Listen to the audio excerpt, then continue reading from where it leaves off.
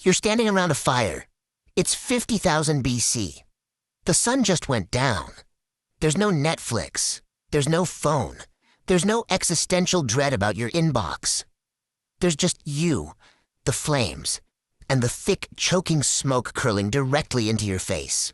And somewhere at some point, one of your ancestors looked at that smoke and thought, wait, what if I did that on purpose? This is the story of how humans discovered smoking. Not cigarettes, not cigars. Not the guy outside the office who you always end up talking to for too long. We're talking about the very first time a human being intentionally inhaled something burning, and why that might be one of the oldest habits our species has ever had. Because here's the thing nobody tells you.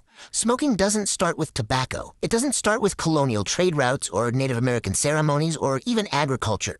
The desire to inhale smoke might be hardwired into us on a level so deep, it predates civilization entirely. And the evidence for this is genuinely insane. Let's start with fire. Because before you can smoke anything, you need fire. And fire has been part of the human story for a very, very long time. The oldest confirmed evidence of controlled fire use by our ancestors dates back roughly 1 million years, from a site called Wonderwork Cave in South Africa. Archaeologists found burnt plant ash and charred bone. Not the result of a wildfire, but of a sustained, contained fire, used deliberately inside a cave. Now, 1 million years ago, we weren't even Homo sapiens yet. That was Homo erectus, our earlier cousin, with a smaller brain, a heavier brow, and absolutely zero interest in being told what to do with it. They sat around fires just like we do. They cooked, they stayed warm, they huddled together in the dark, and they breathed smoke. Every single day for hundreds of thousands of years, every human and pre-human ancestor who sat near a fire inhaled smoke. It was unavoidable. It was constant. It was basically the original air quality situation, and nobody had an app to check it. But here's where it gets interesting. Some of that smoke wasn't just wood smoke. When you burn organic matter, you don't just get carbon dioxide and water vapor. You get a cocktail of compounds depending on what you're burning. Some plants, when combusted, release psychoactive chemicals, alkaloids, terpenes, compounds that interact with the human nervous system in ways that are, let's say, noticeable. In other words, some of our ancestors were absolutely, accidentally getting high around the campfire, and they had no idea why they felt amazing. This isn't a fringe theory. Researchers have proposed for decades that early humans living in forested environments would have regularly been exposed to the smoke of psychoactive plants like cannabis, Nicotiana species, and various entheogens that grow naturally across Africa, Europe, and Asia. The human brain, it turns out, has receptors that respond to cannabinoids. These receptors didn't evolve because of cannabis. They're part of our endocannabinoid system, which regulates everything from mood to memory to appetite. But the fact that they exist means that when a human first inhaled smoke from a burning cannabis plant, their brain wasn't confused.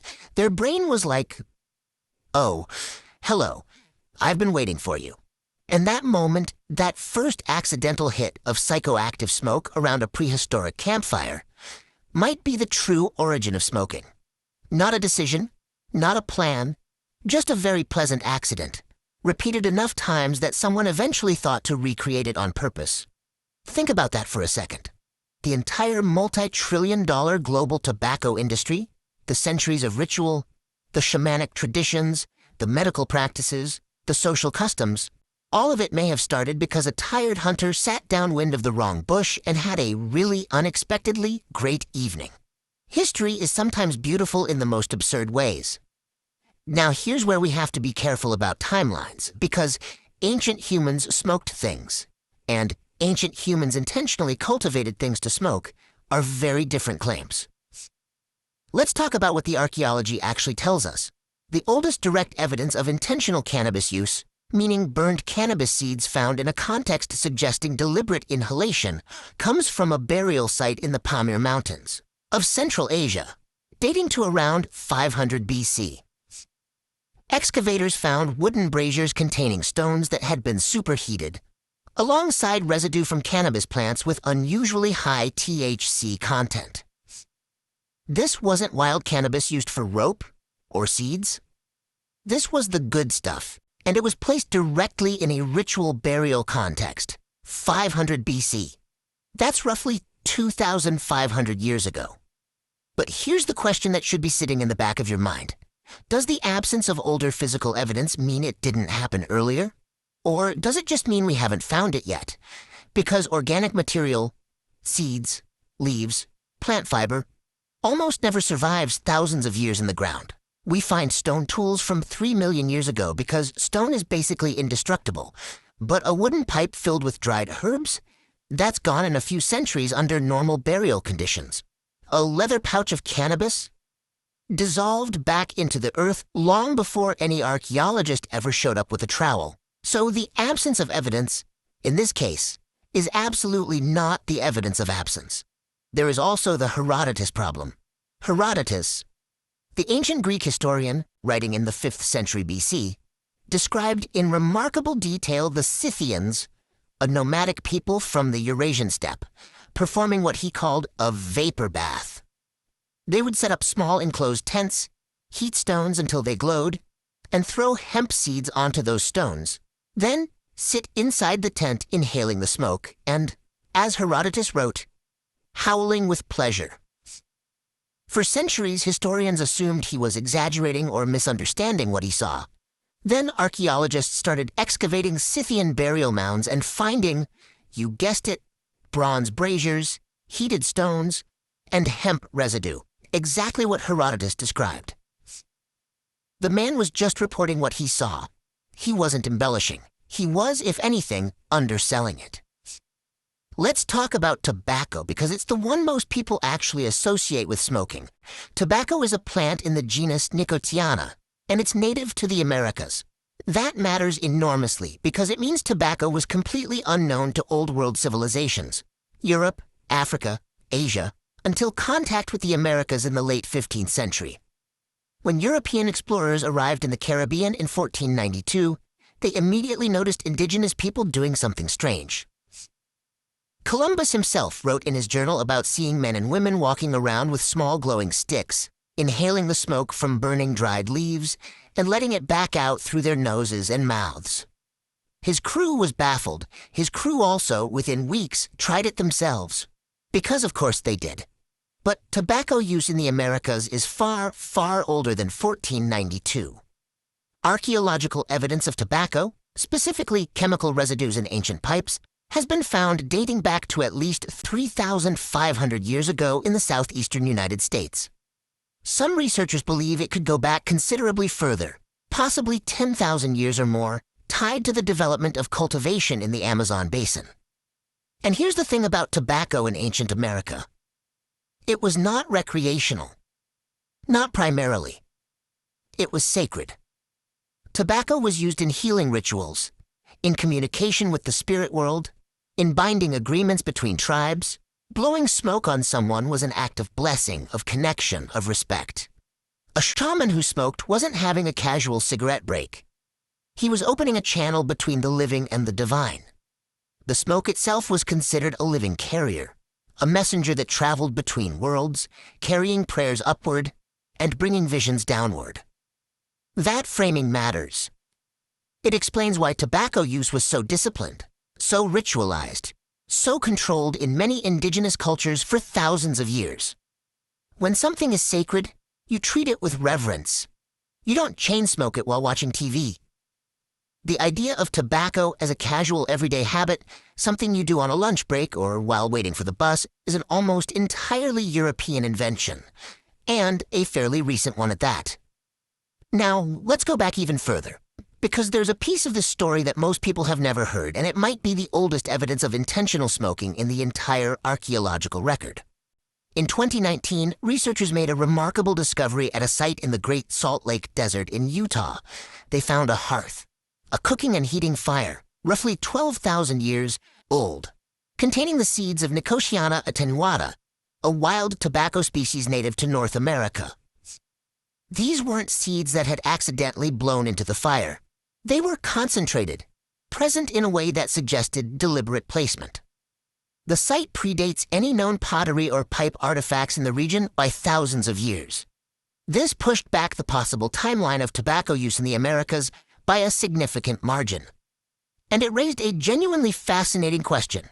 If people were throwing tobacco into fires 12,000 years ago, whether to inhale the smoke or for ritual purposes or both, what were people in other parts of the world doing with their local psychoactive plants at the same time?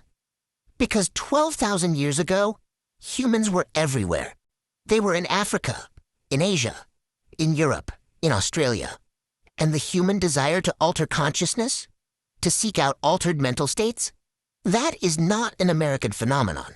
That is a human phenomenon. Let me throw something at you that might sound wild, but is taken seriously by respected anthropologists, the intoxication hypothesis. The basic argument goes like this. Across virtually every human culture ever documented, people have sought out ways to alter their consciousness. They've drunk fermented beverages, eaten psychedelic mushrooms, inhaled smoke, chewed plant leaves, and swallowed seeds. This behavior is so universal, so persistent, and so independent across cultures that some researchers believe it isn't accidental. Ronald Siegel, a psychopharmacologist at UCLA, proposed in the 1980s that the pursuit of intoxication is a fourth drive, alongside hunger, thirst, and sex, that is biologically embedded in animal behavior, not just human behavior. Elephants deliberately seek out fermented marula fruit. Reindeer in Siberia have been observed eating Amanita muscaria mushrooms and then drinking the urine of other reindeer who ate the mushrooms, because the psychoactive compounds pass through intact. Reindeer. Doing drug recycling. In Siberia. Honestly, respect. The point is, if the drive to alter consciousness is this deep and this old, it's entirely reasonable to propose that early humans, long before they domesticated any plant, long before they had pottery or pipes or any of the tools we normally associate with smoking, were deliberately exposing themselves to smoke from psychoactive plants because they had learned through experience that it changed something in their mind. Maybe they burned those plants intentionally during rituals. Maybe they selected campsites near specific plants for exactly this reason. Maybe they learned which smoke made you feel good and which made you feel like you were dying, which, with some plants, is a distinction that kills you once before you figure it out. This is trial and error, prehistoric style. Very high stakes, occasionally literally fatal. But the ones who survived? They remembered. They told others. They passed it down through generations of knowledge that never got written, but got lived. That's how most human knowledge worked for most of human history. Not libraries, not schools. Lived experience, passed mouth to ear, around a fire, in the dark. Let's also talk about something that rarely comes up in this conversation. Smoking as medicine. Long before smoking was recreational, long before it was spiritual, it may have been medical. The Aber's Papyrus, one of the oldest known medical documents in the world, dates to ancient Egypt around 1550 BC. It describes treatments involving the inhalation of smoke from heated herbs, specifically for conditions affecting the throat and lungs. This is wildly counterintuitive from a modern perspective. You're telling me the ancient Egyptians treated lung problems by inhaling smoke? Yes. Yes, they were. And while that seems insane, it's worth noting that the specific herbs they used, including henbane and various aromatics, do have genuine pharmacological properties when inhaled. The ancient Greeks used fumigation, therapeutic smoke, regularly. Hippocrates, the guy you take an oath named after if you become a doctor, wrote about the inhalation of herbal vapors to treat diseases of the lungs and other conditions. The thinking wasn't crazy by the standards of the time. Smoke reaches the lungs directly, so if the plant has medicinal properties, delivering it via smoke makes a certain logical sense. The lungs as a delivery mechanism. Inhaled medicine. We still do this today. With asthma inhalers and anesthetic gases and nebulizers, the delivery method survived. The burning part, thankfully, mostly didn't. Ancient Indian Ayurvedic medicine, dating back over 3,000 years, describes a practice called dhumapana, literally smoke drinking. involving the inhalation of medicinal herbs through pipes. The texts describe specific plants, specific conditions, specific preparations. This wasn't casual or improvised. It was a sophisticated medical system with detailed protocols and centuries of refinement behind it. Across ancient China, ancient Mesopotamia, ancient Greece, ancient India, in virtually every early civilization on record, there is evidence of people inhaling smoke deliberately for therapeutic purposes, as a recognized medical practice. Not because they were addicted, not because they thought it was cool, because it worked, or at least it worked sometimes.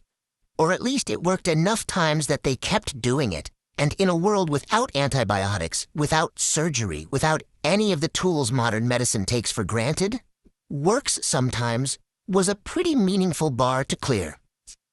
There's another angle to this story that doesn't get enough attention, and it has to do with social bonding.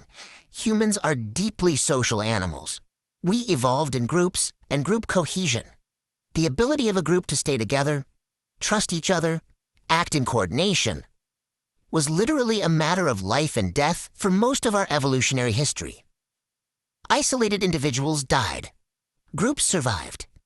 Anything that enhanced social bonding had genuine survival value.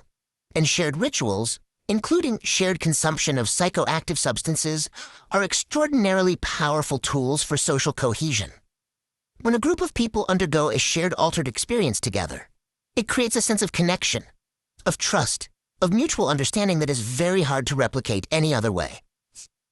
Modern neuroscience has confirmed this. Shared rituals synchronize neural activity, increase trust, and deepen group identity in measurable, documented ways. So when a group of ancient humans sat together in a closed space, breathing in smoke from burning cannabis or other herbs, and collectively entered an altered state, that wasn't just recreational. That was social technology.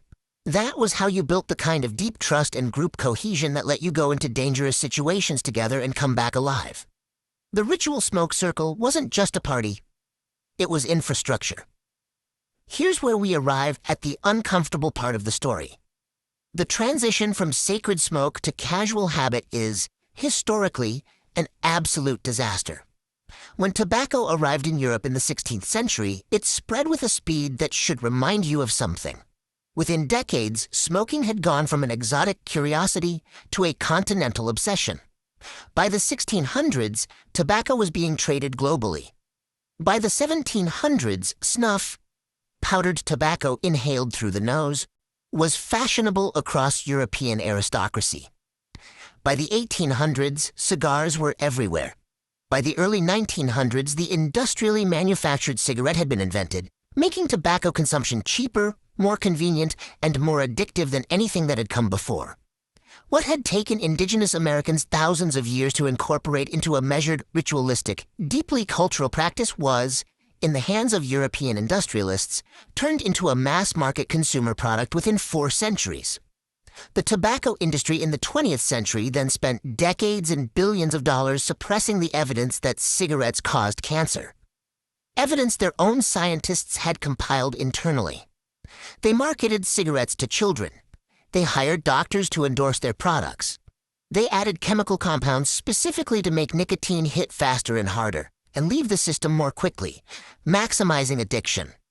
They turned something ancient and ritualistic and communal into a product specifically engineered to be as physically destructive and as financially extractive as possible.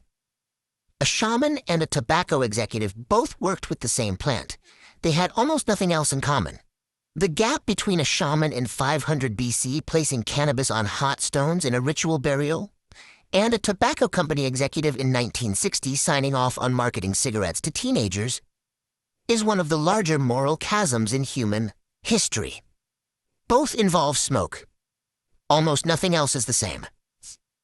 So when did ancient humans start smoking? The honest answer is, we don't know exactly. And we probably never will. The physical evidence takes us back 12,000 years with some confidence, and possibly much further with reasonable speculation. The behavioral drive that underlies smoking, the desire to alter consciousness, to share ritual experiences, to use inhaled substances as medicine, is almost certainly far older than any artifact we've found. It may be as old as fire itself. It may be as old as the cognitive leap that made us human in the first place. The ability to connect cause and effect. To look at a burning plant and think, last time that happened, I felt different. Let me do that again. That's not addiction. That's intelligence. What we do know is this. The behavior is extraordinarily old. It predates agriculture. It predates pottery. It predates every civilization you've ever learned about in school. What is absolutely clear is that by the time the historical record begins in every corner of the world where humans lived, they were already finding ways to put smoke into their bodies. The specific plants changed. The rituals changed. The purposes changed. But the behavior was already ancient by the time anyone thought to write it down. There's something almost poetic about that. For all the things that separate modern humans from our ancestors, the technology, the medicine, the internet, the truly baffling amount of content we consume every day, there are these thin threads of continuity that run unbroken through 100,000 years of human experience. Fire, smoke, breath. The oldest humans sat around fires and breathed the same smoky air you'd smell at a bonfire tonight. Some of them, at some point, started paying attention to what that smoke was doing to them. And then they started choosing it, and then they started passing that choice down to their children and their children's children, and eventually to the Scythians howling with pleasure in their tents, and the Egyptian physicians prescribing henbane, and the Mayan shamans reading visions in the rising smoke, and the Taino people on a Caribbean beach watching confused Europeans try tobacco for the first time and cough until their eyes watered. Either way, next time you flip a light switch or sit around a summer fire or catch a whiff of wood smoke on a cold night, you're participating in something far older than you realize. You're doing what humans have always done. You're breathing.